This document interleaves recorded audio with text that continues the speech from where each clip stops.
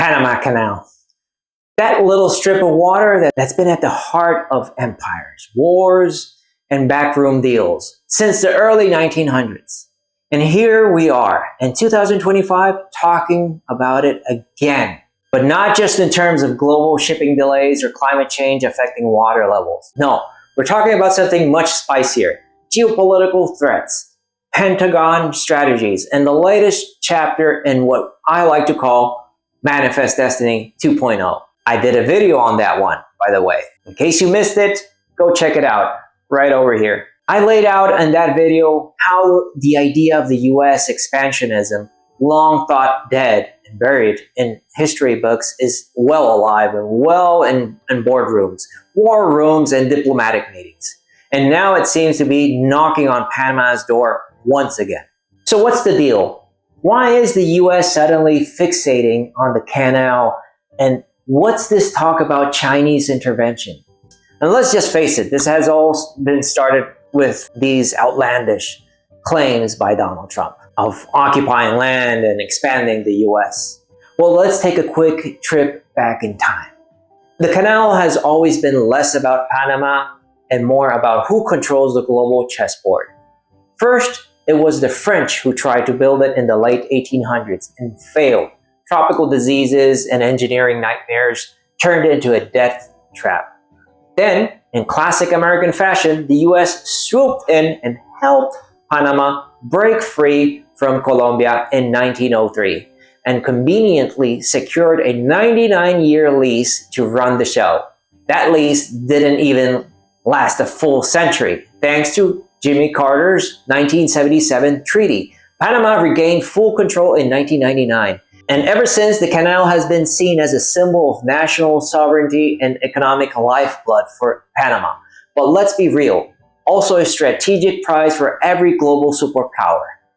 Now, the modern drama, China comes in. It has been expanding its economic leverage and influence across Latin America, investing in ports, infrastructure, and yes, the canal. And the US doesn't like that at all. And now with the tensions rising, and the Pentagon reportedly drawing up contingency plans, whatever that means, the big question is, will the US try to reclaim control of the canal under the pretext of protecting it from Chinese influence? Let's find out. We're going to be using my very own deck, Tarot Neocolonial de las Américas.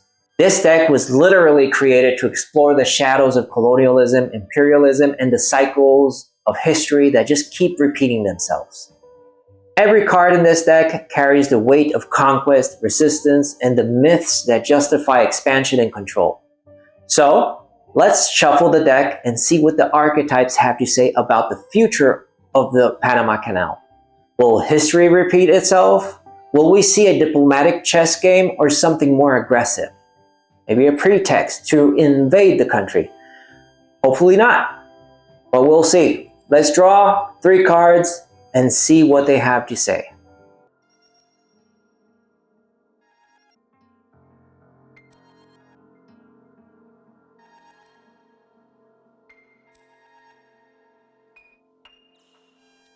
Let's put the question forward again.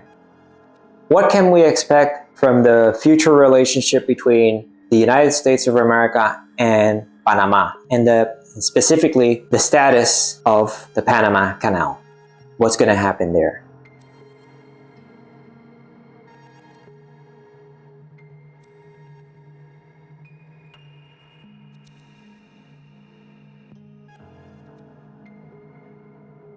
Okay, let's unpack these cards. First, 7 of Wands, Siete de Bastos.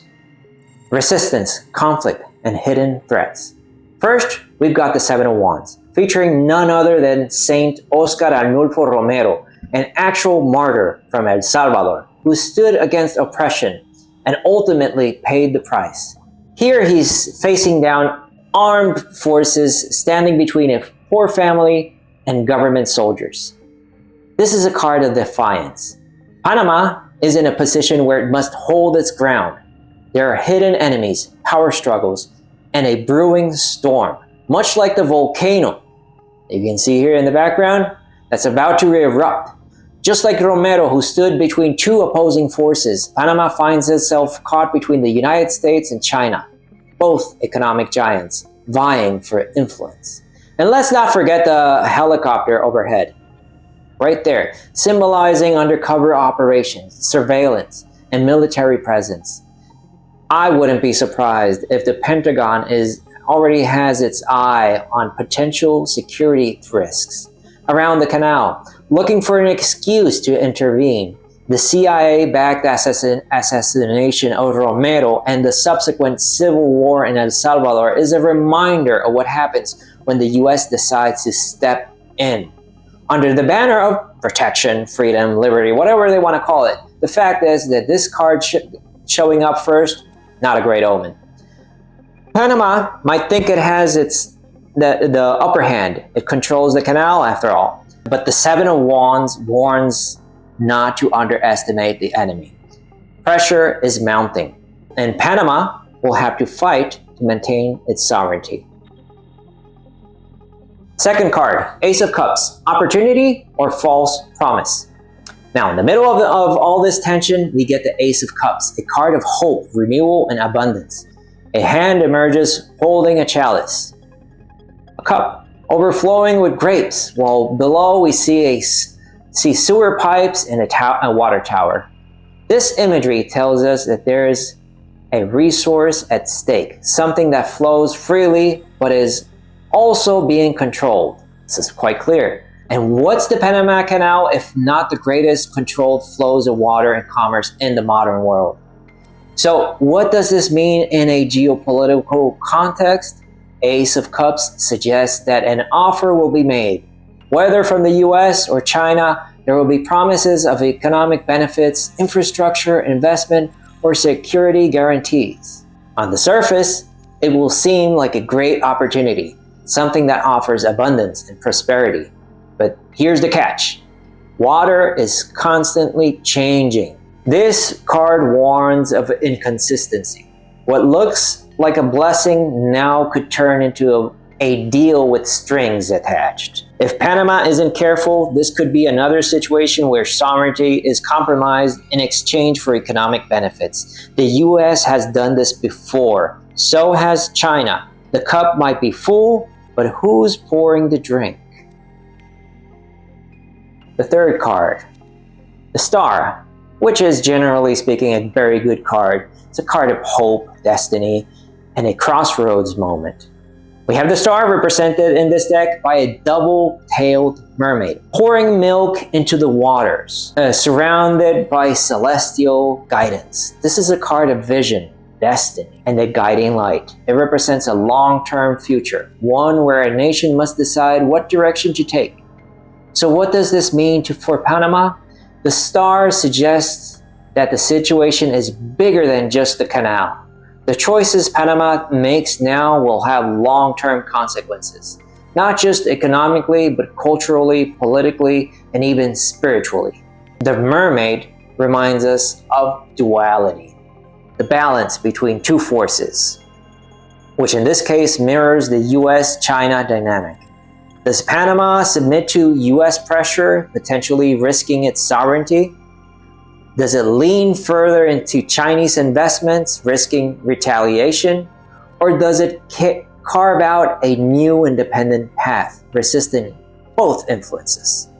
The lighthouse in the background tells us that guidance is available, but Panama must navigate wisely.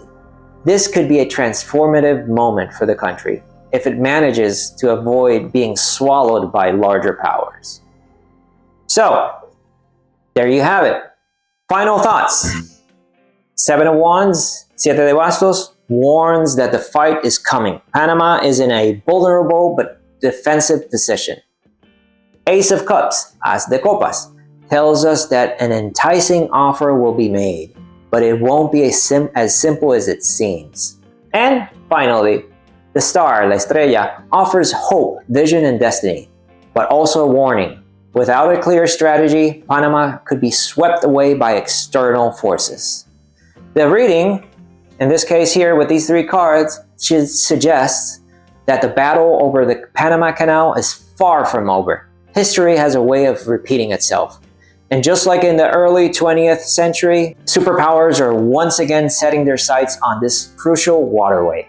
Whether it's diplomacy, economic deals, or something more forceful, we can expect major developments in the near future. So, what do you think? Will Panama hold its ground, or is it about to be caught in a geopolitical storm? Let me know in the comments, and if you want to see more tarot readings on global events, be sure to like and subscribe, and let me know in the comments what do you think of these. And there you have it. That's my reading. As always, as I say, take this with a grain of salt. You know, what do I know? I'm just a painter here doing tarot readings. I really don't believe much in fortune telling, but I do see some patterns throughout history, especially in the history of the Americas, which is my own area that I feel passionate about and that I explore with my own artwork. Let me know if there's anything that I missed or that I left out of this reading. What do you think? Feel free to comment. And as I always say, may the gods, muses, angels, whatever you want to call these timeless cosmic archetypes be your guides and inspiration. Till next time, peace. Thank you very much for sticking around till the end. If you enjoyed this video, don't forget to like, hit that subscribe button, and tap the notification bell so you don't miss out on future content. Also, check out the video on the screen right now for more insights and inspiration. Your support means everything to me and helps this channel grow. Thanks again, and I'll see you in the next one.